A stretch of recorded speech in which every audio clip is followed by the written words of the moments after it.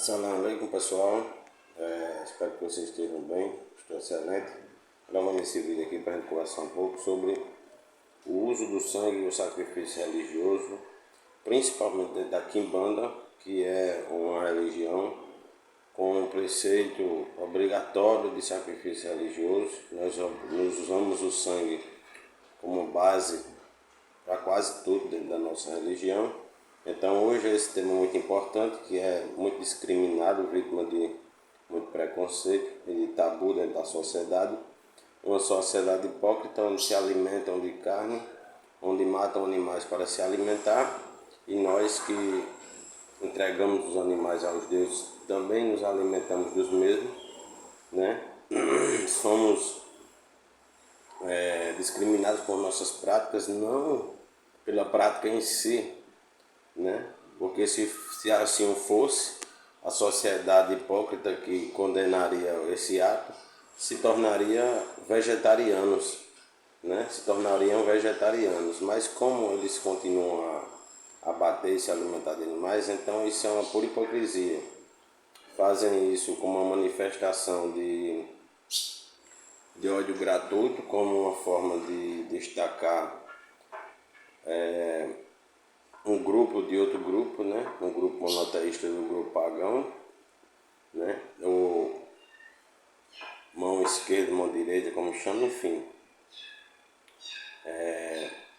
Mas eu queria adentrar primeiramente antes de entrar no tema, eu queria pedir a quebra do preconceito, a quebra da intolerância, né?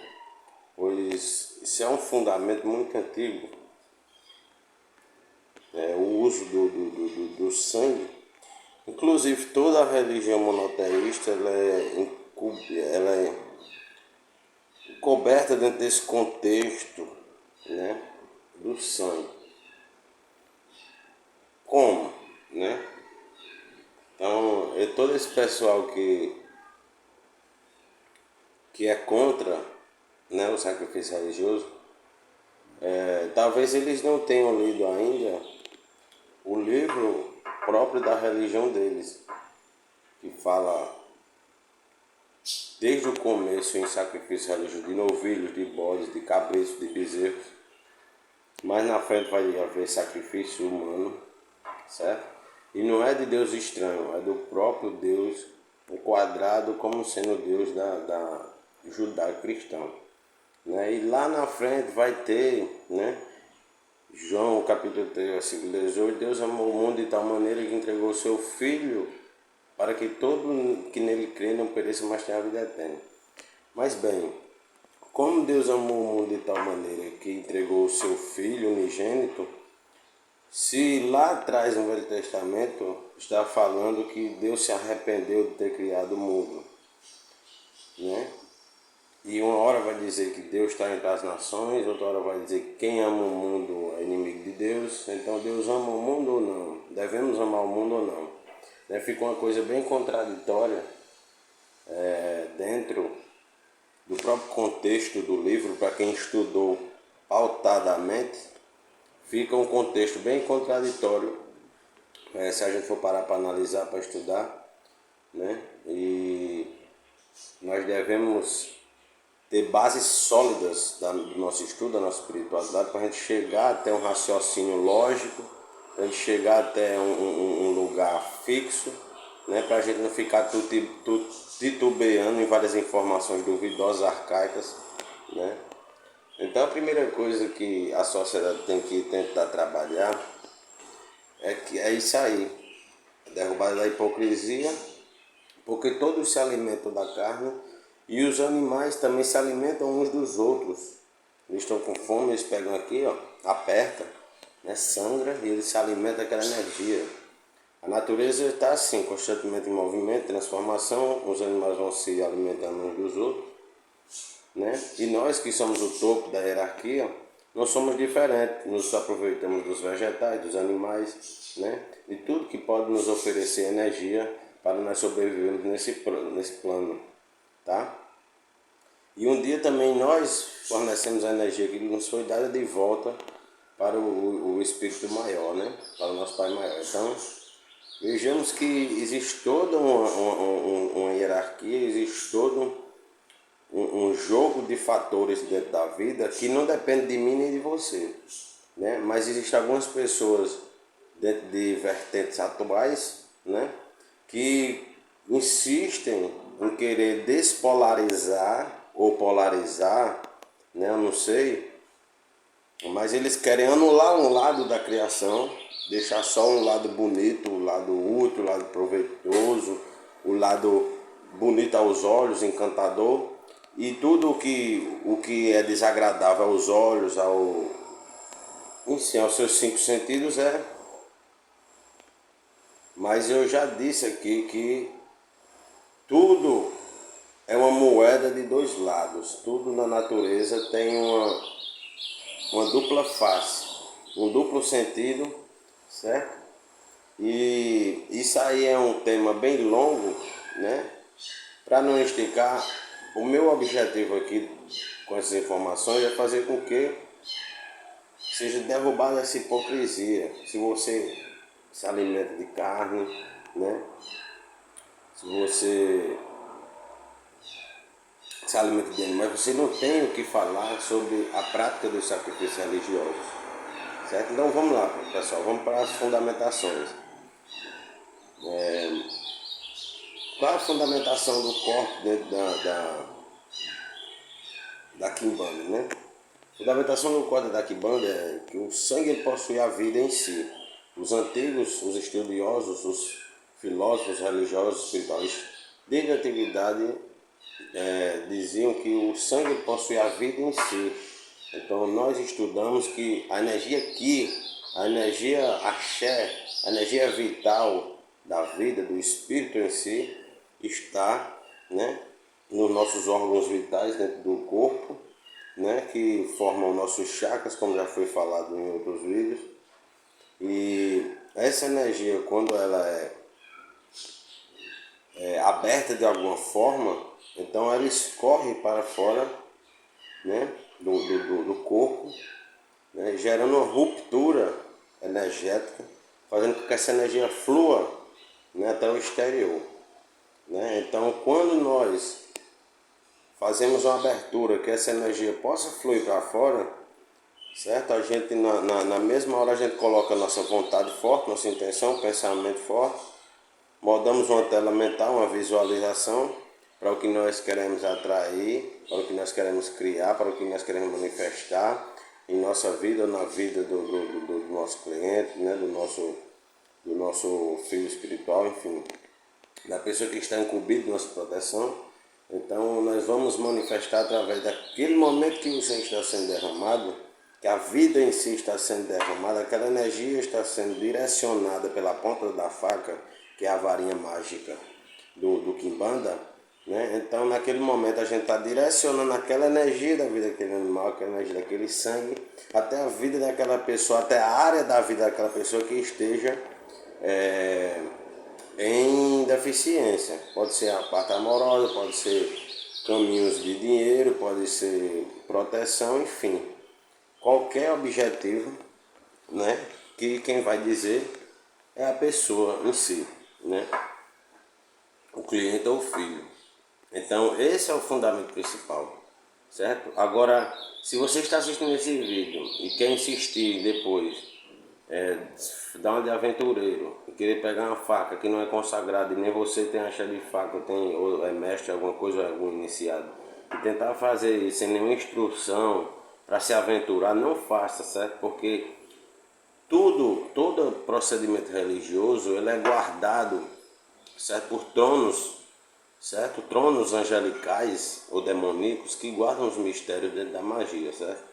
Então, se você fosse meter a besta, fazer o que você não tem autorização de fazer, você vai complicar a sua vida, você também pode complicar a vida das pessoas que te rodeiam, certo? E pode ter certeza que você vai ser cobrado sem dó e sem piedade, tá? Então, isso é uma coisa séria, magia é uma coisa séria, devemos ter autorização, devemos ter o acesso, tá? A permissão de acesso a esse poder mágico, porque senão ele não nos é concedido, tá?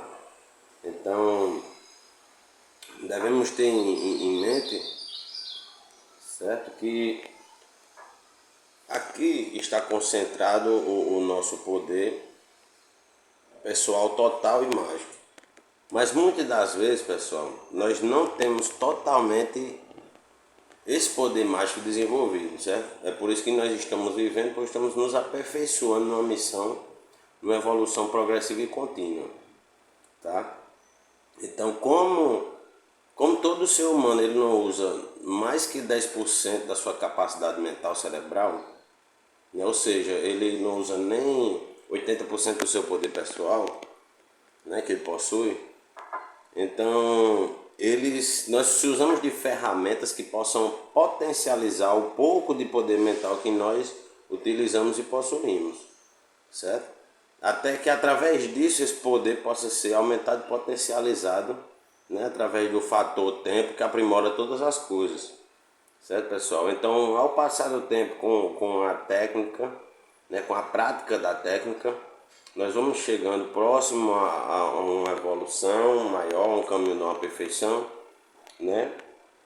Para nós podermos potencializar esse poder pessoal, certo? Então, algumas pessoas do caminho branco, do caminho da mão dele, vêm dizer assim: não, mas a gente pode chegar em tal intento sem realizar um abate, né? E tal. Pode. Muitas vezes tem algumas pessoas que têm o poder pessoal e mental de realizar uma coisa, né, sem o uso de muitos elementos, somente com o poder de uma oração, o poder de uma visualização. Mas nós sabemos que existem problemas, pessoal, que são muito mais complexos para serem resolvidos dessa forma. Por mais que o mago, né, o iniciado, tenha bastante poder mental, seja uma pessoa poderosa em quesitos mentais, em quesitos emocionais, em quesitos esotéricos, falando internamente, mas nós devemos ter em mente que alguns tipos de problemas, na maioria dos casos, eles não são resolvidos apenas com o nosso poder pessoal e mental, certo?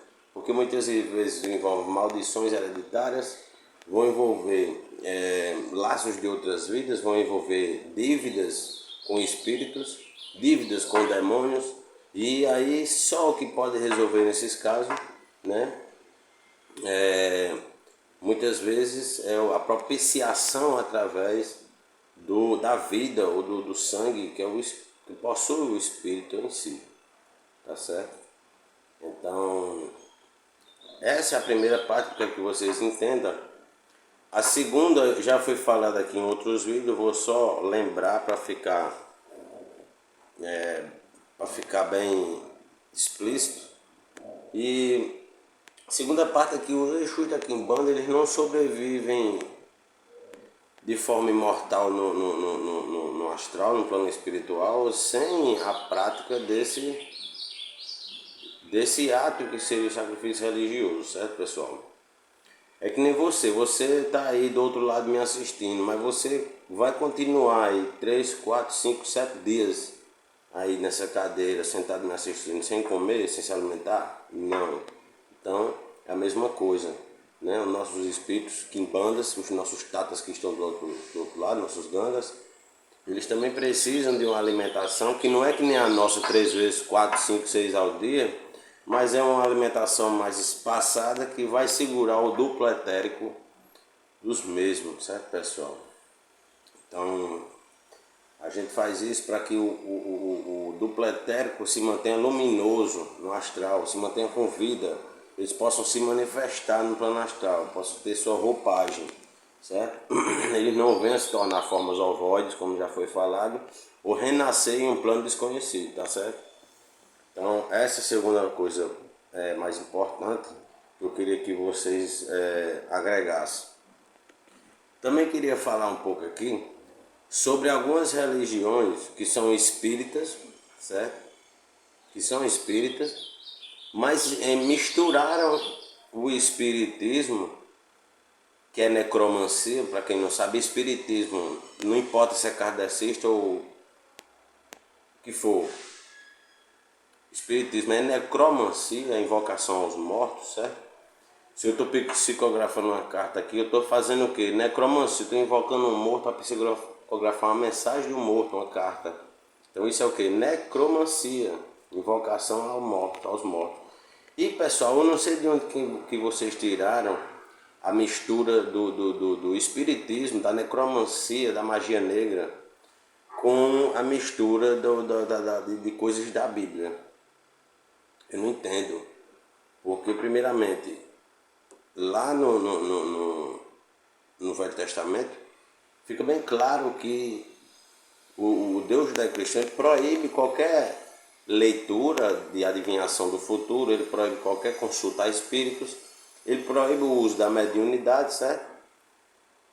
Então a gente já tira por aí que é uma cultura bem atrasada, tá certo?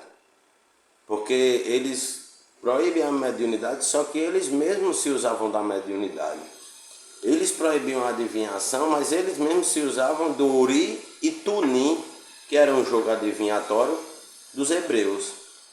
Então como é que pode um povo tão hipócrita, que era hipócrita já desde aquele tempo e até hoje continua nessa mesma hipocrisia, né? Então é muita coisa que tem para refutar, né? Que hoje o pessoal fica aí, quando eu vou conversar com as pessoas, muita gente fica babá, falando muita informação que não foi estudada, nem foi criticada, nem foi se perguntada, indagada. Não, são informações que simplesmente foram jogadas e foram captadas, gravadas por repetição, certo? Então, quem tiver suas palestrinhas de repetição, não venha compartilhar comigo, certo? Porque minha intenção já é desprogramar isso da mente de vocês, para ajudar vocês a serem vencedores, certo? Se não for agora, mas vai ser com o tempo, tá? Então, esse é o fundamento, pessoal, do sangue, do uso do sangue do sacrifício religioso, pelo menos do sangue quente dentro da quimbanda, certo? Agora tem uma observação que eu queria fazer também sobre o uso do sangue frio que nós usamos também, certo? Dentro da quimbanda e dentro da goécia, tá certo, pessoal? Então, dentro da goécia, para nós usarmos o sangue para os daimons, né, os gênios salomônicos, nós vamos ter que usar, na maioria das vezes, o sangue frio, certo? Então podemos usar o sangue frio misturado com alguma bebida destilada e algum composto de ervas frescas, certo? Então nós vamos fazer esse composto, né, da bebida destilada, do sangue derramado do mieró de ervas, e vamos colocar num recipiente ou numa garrafa e vamos entregar aquele demônio, aquela divindade, né, para nós conseguirmos determinado fim ou melhorarmos nossa comunicação com aquele ser. Tá certo, pessoal? Então, esse é o uso do sangue frio dentro das nossas correntes espirituais, certo? O sangue frio ele também é usado dentro de algumas cerimônias de fechamento de corpo, tá certo? Fechamento de corpo, tá? E nós também usamos o sangue quente, tá, pessoal? Para energização dos chakras, tá certo? Então, muitas vezes também podemos usar para limpar e energizar os chakras, certo? O quimbanda muitas vezes ele toma um banho, né, dessa energia chamada Egé, chamada Menga, Chorô. Ele vai tomar um banho dessa energia para poder energizar os seus chakras e limpar o seu corpo, a sua aura, tá bom? Então, essas informações que eu queria trazer para vocês hoje, certo? O sangue frio também é usado em cima do nosso corpo, só que como fechamento de corpo, tá certo, pessoal? Queria dizer aqui dizer a vocês que onde vocês chegar, que alguém falar em quimbanda que não existe sangue ou sacrifício religioso, não é quimbanda, certo? Não existe. Não existe quimbanda sem corte. O corte é o eixo teúrgico do nosso sistema religioso, que é um sistema milenar, né? Foi adaptado, escrito como um sistema, né, formalmente recente, mas nós sabemos que é um sistema milenar, certo? E nós sabemos que nas civilizações, há milênios atrás, já se usavam dessas técnicas e eram civilizações avançadíssimas que tinham muito contato com seres de outros mundos, seres extraterrestres, que podiam ser deuses, anjos, demônios, certo? Os seres das estrelas. Então, naquele tempo, a engenharia daqueles seres já era muito evoluída que a nossa, a sua espiritualidade era evoluída mais que a nossa, né? E hoje o homem se acha muito evoluído, só que o homem não tem nada evoluído hoje, destruindo seu próprio ambiente, destruindo seu próprio planeta, destruindo sua própria natureza, sua própria essência natural, né? Então, será que realmente o homem é um ser evoluído? Ou ele já foi evoluído no passado e hoje, com essas tradições novas que vêm aparecendo, né, que tentam tornar as coisas boazinhas demais, né? Pare para pensar se essas coisas boazinhas demais não são o câncer hoje da nossa civilização, né? A mesma coisa quando você tem uma pessoa que está debaixo da sua tutela, né? E você passa a mimar essa pessoa, você passa a não ensinar essa pessoa a caminhar com as próprias pernas. Certo? O que é que você está fazendo? Está acabando com a vida dessa pessoa, né? Então, talvez seja esse o problema da nossa sociedade atual, né? As pessoas muito mimimi, muito, é tudo bonitinho, né? Então é muita coisa assim disfarçada de bonzinho, sabe? E a gente tá vendo já onde é que isso vai dar, tá certo? Então, na nossa vertente, na nossa tradição, não existe esse negócio de bonzinho, não existe esse negócio de graça, tá? Se você quer entrar para a Quimbanda, meu amigo, tenha em mente que a Quimbanda é o fator seletivo natural, como já foi falado, se assemelha a um exército. Então vocês vão sofrer, vocês vão ter que ter disciplina, vão ter que ter garra, vocês vão perder noite de sono, vocês vão passar dias sem ter relação, sem beber, sem fazer o que vocês gostam, certo? Vão ter que ter responsabilidade, vão ter que ter competência, né? Porque não existe liberdade sem responsabilidade, certo, pessoal? Uma liberdade sem responsabilidade, ela se torna uma libertinagem, que é uma coisa completamente diferente, né? Então, devemos ter isso em mente para quem quer entrar na Quimbanda, certo? Porque quando você entrar, não é você assentar o seu tutelar, o seu guardião, e você depois abandonar. Eu conquistei o que eu queria, eu já gastei aqui um valor, então eu vou abandonar. Não, depois que você gasta aquele valor, você depois ainda tem que estudar. Depois que você inicia, você ainda tem que ficar estudando vários anos. Você vai ser observado, estudado, analisado, se você vai continuar conosco, não vai abandonar, não vai ser um covarde, vai abandonar o seu mestre, tá? Vai abandonar os seus Exus, seus tutelares.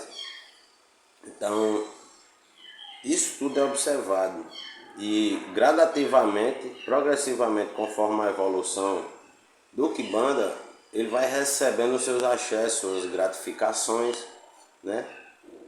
Por merecimento, por tempo, tá? Então, quando ele gastar todo aquele dinheiro que ele foi iniciado, ele também vai ter que ficar estudando e ainda vai ter que continuar gastando, porque aí ele vai ser dado certas coisas, certos direitos, e também vai ter, são dados deveres, certo? Então, a partir do momento que ele vai recebendo, Exu vai dando ele, mas ele também vai ter que dar uma troca, certo? Então, nós temos como troca obrigações de sangue, 2 vezes por ano sacrifício, certo? 2 vezes por ano sacrifício de sangue.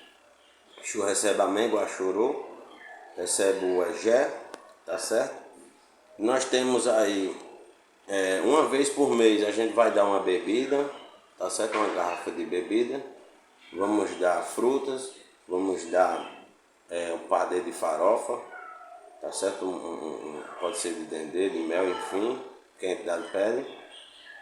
E toda semana, pessoal, vai ter que ter ali a velhinha de 7 dias para a sua entidade e a quartinha ou copo com cachaça ou com água, certo? Em algumas tradições de Quimbanda não se usa água, mas se usa a cachaça no lugar da água, certo? Em algumas tradições se usa quartinha, outras não usa quartinha, mas o que importa é que tem que ter ali um líquido para servir de catalisador para a operação mágica, ou servir de catalisador para o Exu, para o portal que ali está assentado, certo? Então essas são as manutenções, né? Anuais, mensais, semanais, que levam o seu assentamento. Então você nunca vai poder abandonar. É como se você tivesse um amigo ou um filho, é como se você tivesse uma coisa. Tem que estar ali na constância, na disciplina, dando atenção, cuidando, também se cuidando, tomando seus banhos, levando seus passos, suas defumações, limpando sua casa, fazendo suas rezas, né? Então é uma coisa, são muitas coisas, pessoal. É para quem quer e para quem gosta, tá certo? Quem inventar de vir, querer se meter a besta, não, porque eu quero bens materiais, eu quero mulheres, não sei o que. Exu não é otário, gente. A gente não vai chegar com interesse para cima daqueles que conseguem enxergar todas as coisas, não. A gente que não consegue ver todas as coisas, mas eles conseguem ver passado, presente e futuro. Então fica difícil para mim querer enganar, né, um ser que vê passado, presente e futuro. Então nessa enganação eu vejo que não é você que vai só sair perdendo, tá certo? Então são essas são as mensagens que eu tenho a dizer para quem quer iniciar na Quimbanda. Esse vídeo era apenas falando sobre o uso do sangue quente e sobre o sangue frio, falando sobre o sacrifício religioso também, o tabu, o preconceito, mas eu acabei falando também sobre quem quer iniciar, sobre quem quer começar na Quimbanda, né? Que não é fácil, certo? É difícil porque Maioral só quer os melhores e é uma espiritualidade, pessoal, predatória, certo? Não é nada assim com o que as pessoas estão acostumadas aí, né? Dentro de igreja quem entra para Quimbanda entra para ser o melhor feiticeiro, o mais poderoso, de melhor concentração e poder mental, né? Para aperfeiçoar o seu físico também, para aperfeiçoar tudo, o conjunto de fatores. Tá? Então é isso, nós buscamos ser os melhores, nós não aceitamos vitimismo, nem pena, nem sentimento de culpa, nem sentimento de sentimentos baixos, sentimentos de baixa frequência. Tá? Você não é culpado de nada, você não é um ser limitado, você pode fazer todas as coisas, você é um ser livre, desde que você tenha responsabilidade, tá certo? Então é isso aí, minha mensagem que eu tenho para dar para vocês hoje. Muito axé a todos, Zeta.